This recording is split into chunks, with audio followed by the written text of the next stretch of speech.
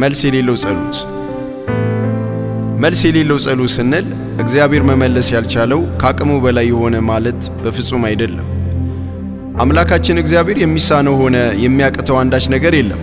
ነገር ግን እኛ አማኞች በእርሱ ፊት ይዘን የምንቀርበው ጸሎት ከልቡ ሐሳብና ፍቃድ ጋር የማይስማማ ከሆነ መልስ የለውም። በማቴዎስ ወንጌል ከቁጥር 20 አንስተን እስከ 22 ስንመለከት የዘብዴዎስ ልጆች እናት ከልጆቿ ጋር ወደ ኢየሱስ ቀርባ በፊቱ ተንበርክካ እየሰገደች አንድ ነገር እንዲያደርግላት ለመነችው። እርሱም ምን ትፈልጊያለሽ አላት። እርሷም እነዚህ ሁለት ልጆቼ በመንግሥት አንዱ በቀኝ አንዱ በግራ እንዲቀመጡ ፍቀድ አለችው። ኢየሱስም የምትለምኑትን አታውቁምን አላት። የዘብዴዎስ ልጆች እናት በኢየሱስ ክርስቶስ ፊት ቀርባ የለመነችው እንደ ማንኛውም አማኝ የሚደረግ ፍላጎትን የተመረኮዘ ጸሎት ነው።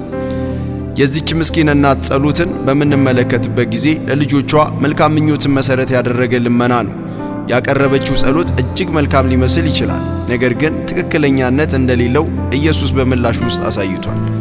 እኛም አማኞች ምንም ነገር በእግዚአብሔር ፊት ልመናችንን ማቅረብ እንችላለን። ነገር ግን እግዚአብሔር ልባችንን በደንብ አድርጎ ይመዝናል።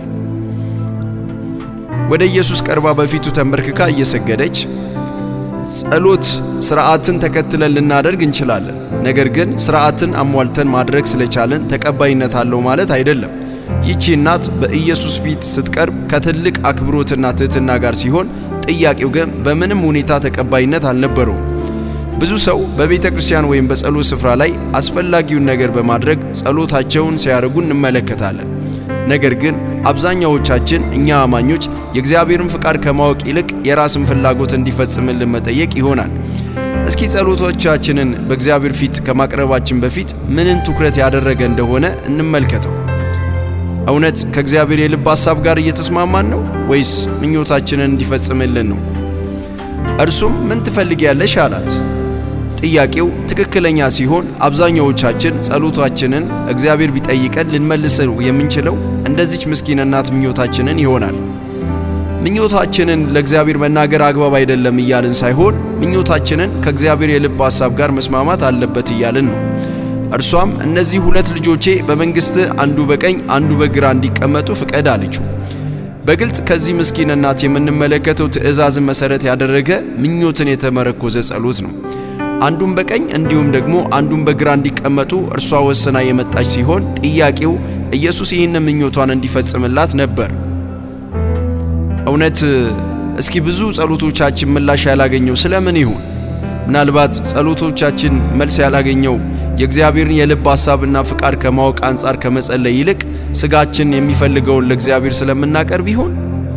ኢየሱስ ለተከታዮቹ የሰጣቸው አንድ ምሳሌ አለ። በሉቃስ ወንጌል ምዕራፍ 18 ከቁጥር 9 እስከ 14 አንድ ፈሪሳዊና ቀራጭ ወደ ጸሎት በቀረቡ ጊዜ የፈሪሳዊ ጸሎት የነበረው ራሱን ከሌሎች በማነጻጸር የትዕቢት ጸሎት ነበር። እንዲሁም ደግሞ ቀራጭ የነበረው ሰው ግን ራሱን በእግዚአብሔር ጽድቅ በመመልከት የንስሐን ጸሎት ነበር የጸለየው።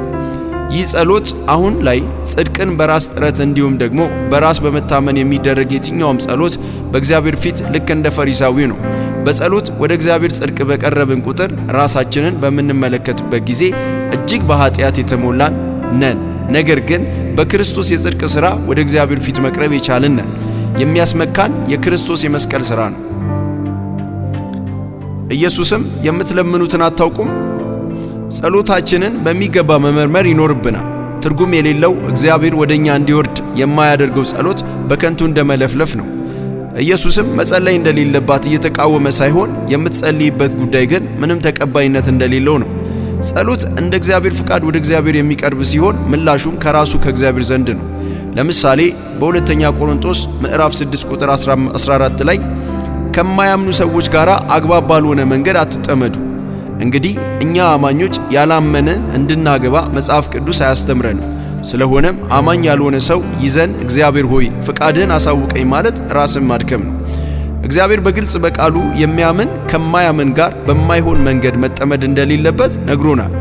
ምናልባት አሁን እንኳን በእንደዚህ አይነት መንገድ ላይ ያለን አማኞች ጸሎት ወይም ምክር የሚያስፈልግ ጉዳይ አይደለም፣ መለየት ትእዛዝ ነው። ጸሎታችንን መመርመር ይገባናል። ሰው አልሞትም ብሎ ረጅም ጊዜ ወስዶ መጸለይ አግባብ አይደለም።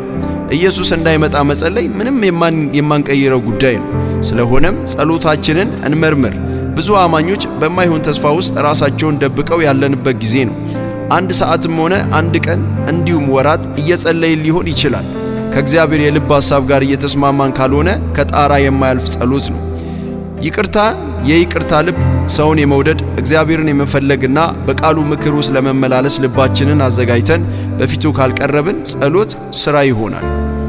ኢየሱስ የዘብዴዎስን እናት መጸለይ እንደሌለባት እየተቃወመ ሳይሆን እየጸለየችበት ያለውን ጉዳይ ተቀባይነት እንደሌለው ነው። ሁሉም ጸሎቶች በእግዚአብሔር ፊት ይሰማሉ ማለት አይደለም። ይህ ማለት መልስ የሌለው ጸሎት አለ ማለት ነው።